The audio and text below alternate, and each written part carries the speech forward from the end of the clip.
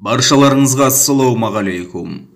Ел басшысы Қасым-Жомарт Кемелұлы, президент болған Нұрсұлтан Назарбаевтың кіші қызы Әлия Назарбаевамен байланысы бар делінген компанияны жабуды тапсырды.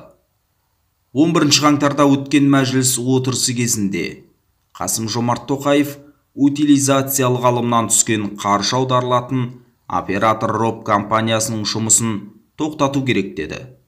Кәсіпкерлер мен жалпы қоғамда оператор РОП компаниясының қызметіне байланысты сауалдар көп. Бұл жеке компанияға қарсы тіпті қандай да бір қоғамдық қозғалыста құрылған.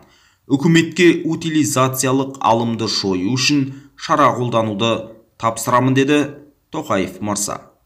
Ол шетелдегідей утилизациялық алыммен жеке компания емес, мемлекеттік ұйым айналысуы тиіс деп мәлімдеп, алымның көлемі де қайта қарастырылуы тиіс деді.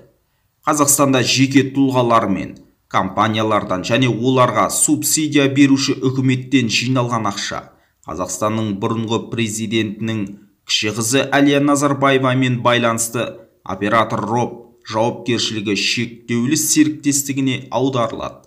Ресми дерек бойынша оператор РОП бұл қаржыны қалдықтарды жинау, өңдеу және жоюға қажетті инфрақұрылымдарға салады.